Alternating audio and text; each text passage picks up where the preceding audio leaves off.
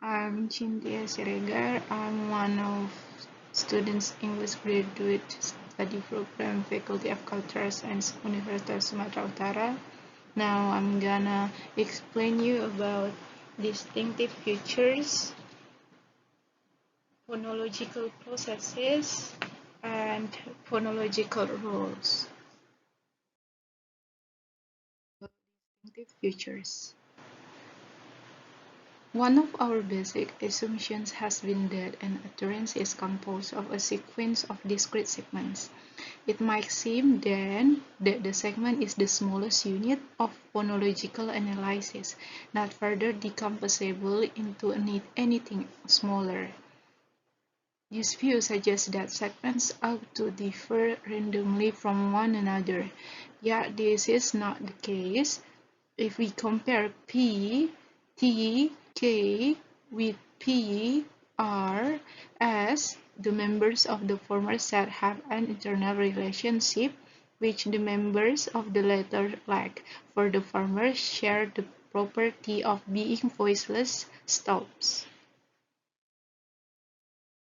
We might argue that P, T, K fortuitously form a class only because of the particular phonetic traits we happened to pick for classifying sounds.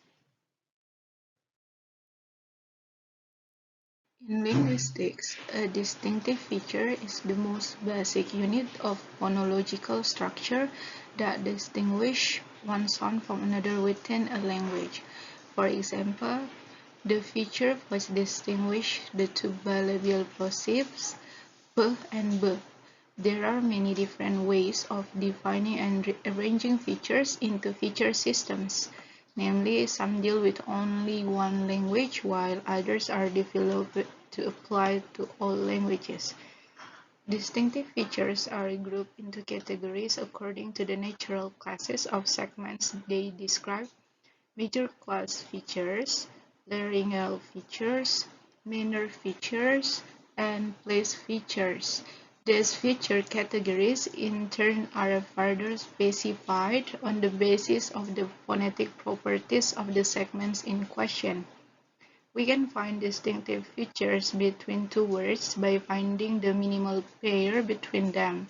The minimal pair are when two words sound the same, but they are different in definition because the pair has different phonemes from each other. There are some major class features. The first one, syllabic segments may function as the nucleus of a syllable, while their counterparts, the minus-syllable segments, may not, except in the case of syllabic consonants. Positive syllabic designates all vowels, while monosyllabic designates all consonants, including glottis. The second one, consonantal segments are produced with an audible construction in the vocal tract, such as obstruents, nasals, liquids, and trills. Vowels, glottis, and laryngeal segments are not consonantal. The third one, approximant segments include vowels, glottis, and liquids, while excluding nasals and obstruents. The last one, this feature describes the type of oral construction that can occur in the vocal tract. Positive sonorant designates the vowels and sonorant consonants, namely glottis, liquids, and nasals, that are produced without an imbalance of air pressure in the vocal tract that might cause turbulence. Minus sonorant describes the obstruents articulate with a noticeable turbulence caused by an imbalance of air pressure in the vocal tract. Features consist of three kinds. The first one is voice. This feature indicates whether vibration of the vocal folds occurs with the articulation of the segment. The second one, spread glottis, used to indicate the aspiration of a segment. This feature denotes the openness of the glottis. For the positive spread glottis, the vocal folds are spread apart widely enough for friction to occur. For minus spread glottis, there is not the same friction inducing spreading.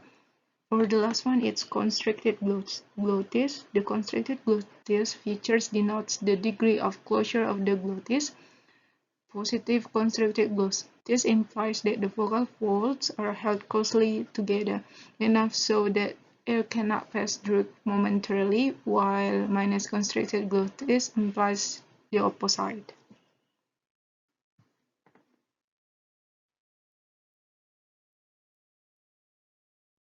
Minor features. Consonant. This feature describes the passage of air through the vocal tract. For the positive consonant, segments are produced without any significant obstruction in the tract, allowing air to pass through in a continuous stream. For the minus consonant segments, on the other hand, have such an obstruction and so occlude the airflow at some point of articulation. For the second one, it's nasal.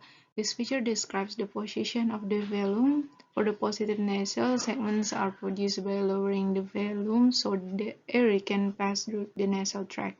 For the minus nasal, segments conversely are produced with a raised velum, blocking the passage of air to the nasal tract and sending it to the oral tract. For the third one, strident. The strident feature applies to obstruents only and refers to a type of friction that is noisier than usual. This is caused by high energy white noise. For the fourth one, lateral.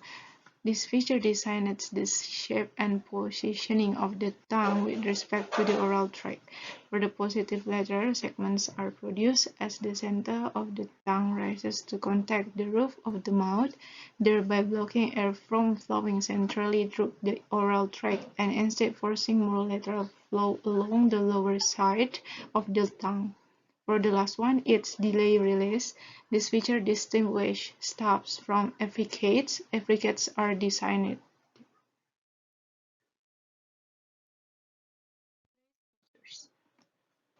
Labial. Labial segments are articulate with the lips as consonant. This includes bilabial and labiodental consonants.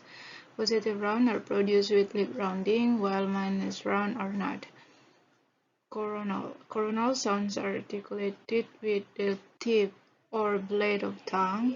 These include a large number of consonants, which can be made with the tip, blade, or underside of the tongue, apical, laminal, or subapical consonant, respectively, making contact with the upper lip or linguolabial between the teeth interdental with the back of the teeth dental with the alveolar ridge alveolar behind the alveolar ridge post of alveolar or in front of the hard palate or pre-parietal. With post-alveolar sibilants, additional tongue shapes need to be distinguished: dome or slightly palatalized hashing or palato-alveolar, palatalized alveolo-palatal, and closed. Anterior segments are articulated with the tip or blade of the tongue at or in front of the alveolar ridge.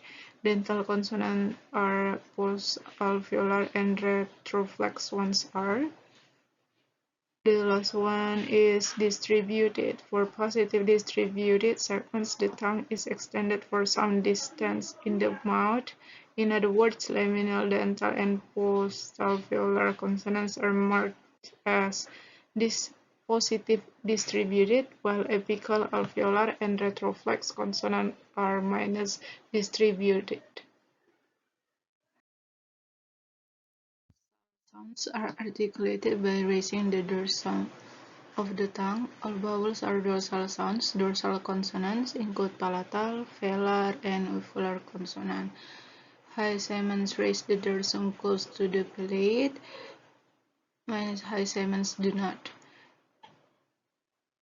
Segments raise bunch the dorsum to position low in the mouth.